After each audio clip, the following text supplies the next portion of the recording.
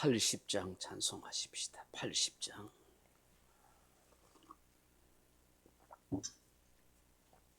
찬송가 80장입니다.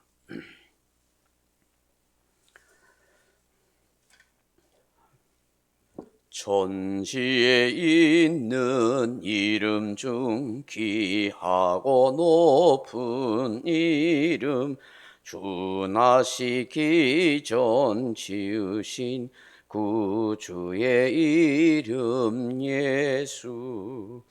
주 앞에 내가 엎드려 그 이름 찬송함은 내 귀에 들린 말씀 중 귀하신 이름 예수. 주 십자가에 달릴 때 명패에 쓰인 대로 저 유대인의 왕이요 곧 우리 왕이시라. 주 앞에 내가 엎드려 그 이름 찬송함은 내 귀에 들린 말씀 중 귀하신 이름 예수.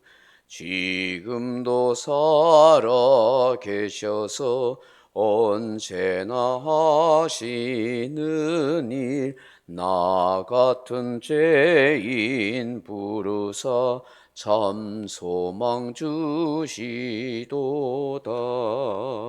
주 앞에 내가 엎드려 그 이름 찬송함은 내 귀에 들린 말씀 중 귀하신 이름 예수. 주 예수께서 영원히 어제나 오늘이나 그 이름으로 부르게 참 복을 내리신다. 주 앞에 내가 엎드려 그 이름 찬송함은 내 귀에 들린 말씀 중 귀하신 이름 예수. 아멘.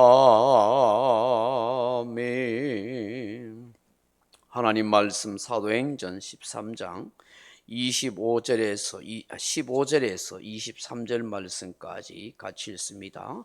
사도행전 23장 15절에서 23절입니다. 209페이지 같이 읽습니다.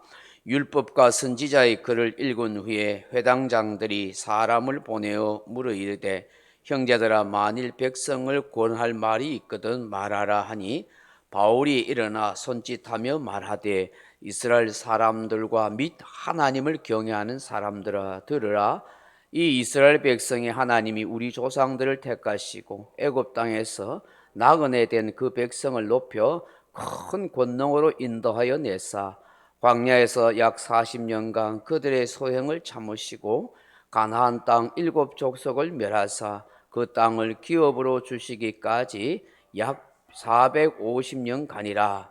그 후에 선지자 사무엘 때까지 사사를 주셨더니 그 후에 그들이 왕을 구하거늘 하나님이 베냐민 지파 사람 기스의 아들 사울을 40년간 주셨다가 패하시고 다윗을 왕으로 세우시고 정언하여 이르시되, 내가 이새의 아들 다윗을 만나니 내 마음에 맞는 사람이라 내 뜻을 다 이루리라 하시더니, 하나님이 약속하신 대로 이 사람의 후손에서 이스라엘 위하여 구주를 세우셨으니 곧 예수라. 아멘. 사랑하는 성도 여러분, 살아가다 보면 여러 사람을 만나게 됩니다. 어떤 사람은 마음이 닫혀 있고 모진 사람을 만나게 되겠지만, 또 어떤 사람은 마음이 따뜻하고 열린 사람도 있는 것을 보게 됩니다. 그렇게 마음이 따뜻하고 열린 사람을 만나면 얼마나 기분이 좋고 신나는지 모릅니다. 서로 소통이 되고 대화가 되기 때문이죠. 사람은 항상 자기 기준에서 사람을 보고 판단하고 대하기가 쉽습니다. 그러다 보면 사람을 고르게 됩니다. 사람을 차별하거나 은근히 자기하고 맞지 않는 사람은 멀리하게 되어 있습니다. 그렇게 되면 두루 좋은 인상을 줄 수 없고 좋은 인간관계를 폭넓게 가질 수가 없습니다. 그러나 그것을 다 뛰어넘고 어떤 사람이든지 그 사람을 이해하고 바르게 대할 수만 있다면 참으로 마음이 넉넉한 사람이요 성품과 인격이 된 사람이다. 그렇게 말할 수가 있는 것입니다. 여러분, 오늘 본문에 보면 이 비시디아 안디옥에 유대인 회당이 있습니다. 그 회당에 회당장이 나옵니다. 여러분, 회당장은 이 당시 유대인들이 모이는 장소입니다. 일종의 교회라고 할 수 있고 마을 회관이라 그렇게 말할 수 있습니다. 성전이 무너진 뒤에 흩어진 이스라엘 백성들이 자기 민족의 정체성을 유지하기 위해서 매 안식일마다 모일 수 있는 장소를 마련했는데 그것이 바로 시나고게라고 부르는 회당입니다. 대개 유대인들이 한 10명쯤 그 마을에 살면은 회당을 그렇게 짓거나 그렇게 만들었다고 합니다. 이 시나고게라는 이 회당은 주로 안식일마다 모여서 찬송도 부르고 기도도 하고 때로는 그 필사로 기록한 두루마리 성경을 매 안식일마다 회당장이 읽어주거나 해석을 해주기도 했습니다. 그러므로 그 회당을 관리하고 책임지고 있는 회당장은 나름대로 그 지역에서 유력한 사람이 되고 영향력이 있는 사람이 되는 것입니다. 또 유대인들이 굉장히 존경하고 따르는 인물이 될 수가 있죠. 그러니 이 회당장이 얼마나 자부심이 있고 프라이드가 있겠습니까? 나름대로 그 지역에서 좋은 영향력을 끼치고 랍비로 선생으로 인정받을 수가 있는 거예요. 그런데 오늘 본문에 보시면 이 회당에 낯선 나그네들이 찾아옵니다. 근데 회당장이 이 바나바 사울 잘 모르는 이 낯선 사람들에게 뭐라고 이야기합니까? 비록 같은 유대인 혈족이지만 굉장히 경계할 수 있고 조심할 수 있지 않습니까? 낯선 사람들인데. 그런데 이 회당장이 두루마리의 율법을 읽고 난 뒤에 이 바나바와 사울에게 당신들이 할 수 있는 말이 있으면 이 백성들에게, 우리 유대인들에게 권할 말이 있으면 해봐라. 그렇게 이야기해요. 15절 보세요. 15절 말씀 다시 한번 읽어보세요. 율법과 선지자의 글을 읽은 후에 회당장들이 사람을 보내어 물어 이르되 형제들아 만일 백성을 권할 말이 있거든 말하라 하니. 왜? 말하라는 거예요. 그 기회를 준 거예요. 여러분, 이게 쉬운 일이겠어요? 어려운 일이겠어요? 어려운 일이죠. 네. 제가 교회를 담임하고 있는데 낯선 사람이 왔어요. 근데 뭐 알고 보니 뭐 선교사를 하더라 혹은 목사를 하더라. 그래서 제가 잘 알지도 못한 사람을 우리 교인들에게 설교하라고 그렇게 강대상에 세우겠어요?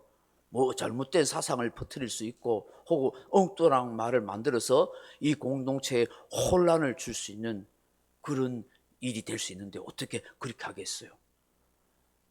교회가 어려워지면 모든 책임을 누가 져요? 목사님이 책임지잖아요.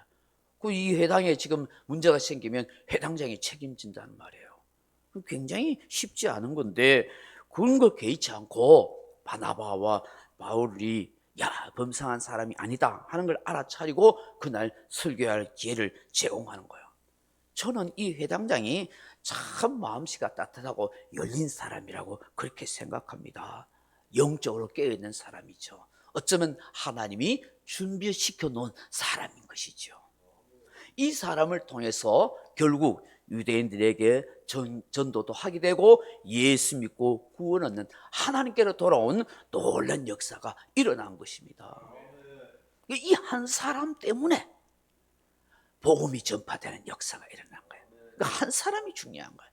여러분, 한 사람 한 사람이 예수의 편지고 복음의 편지고 예수의 향기가 되는 줄로 믿습니다.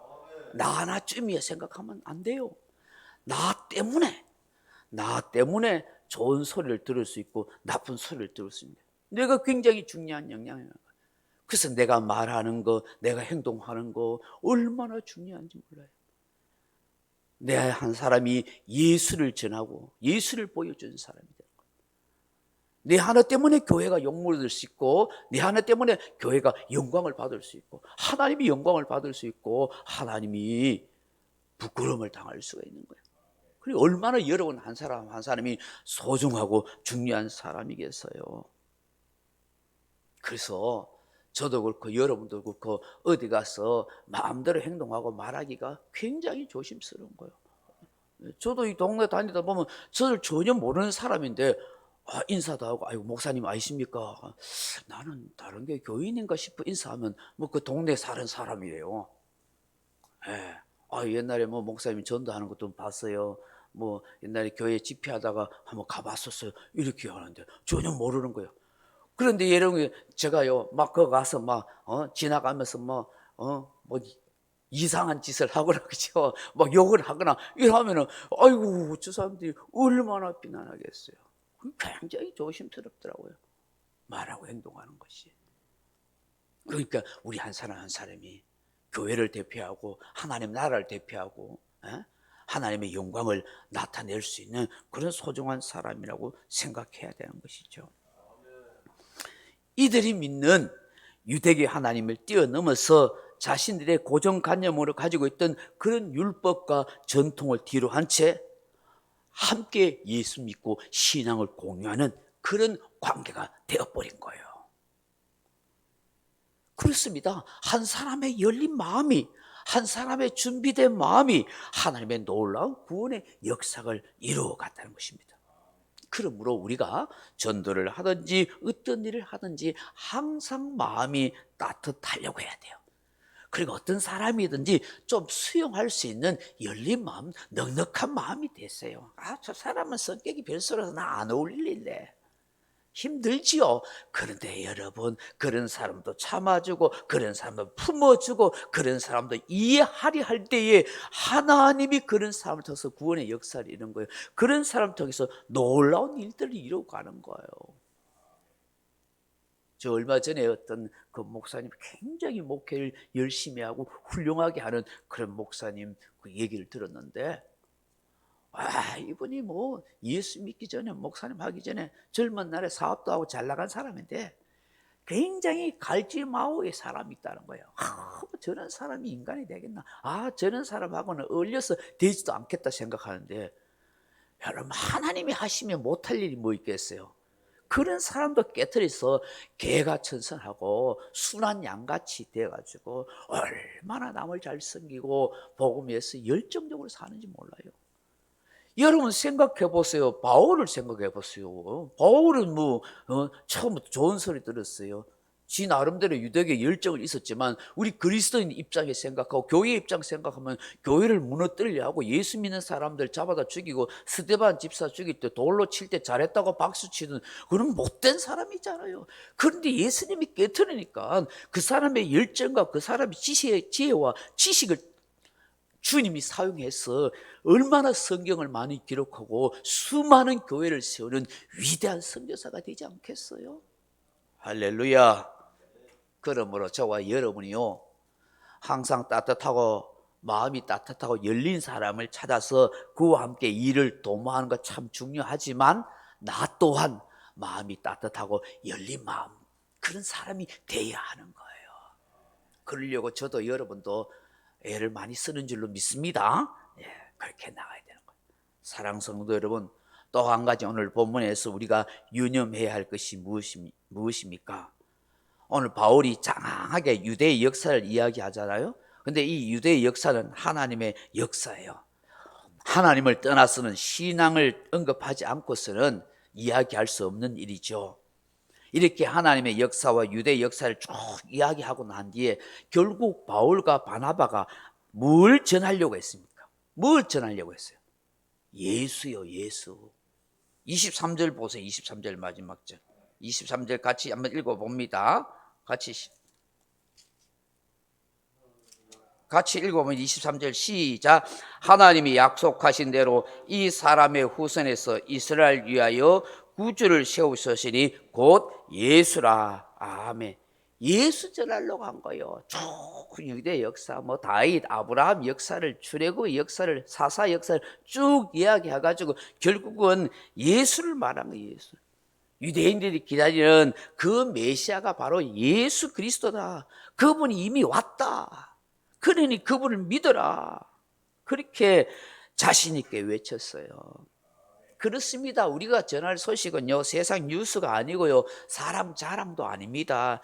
잘난 자기 지식이나 똑똑함을 전하는 게 아니고 오직 예수만 전하면 되는 거예요. 예수 믿으세요. 예수 믿고 제사 받고 구원 받으세요. 예수 믿고 천국 가세요. 그거 전하면 되는 거예요. 이 새벽에 주시는 이 말씀을 묵상하면서 주님, 내가 먼저 따뜻하고 항상 열린 마음을 가진 그런 사람이 되게 해 주옵소서. 사람을 만날 때마다 따뜻하고 열린 사람을 많이 또한 만날 수 있도록 은혜를 베풀어 주옵소서.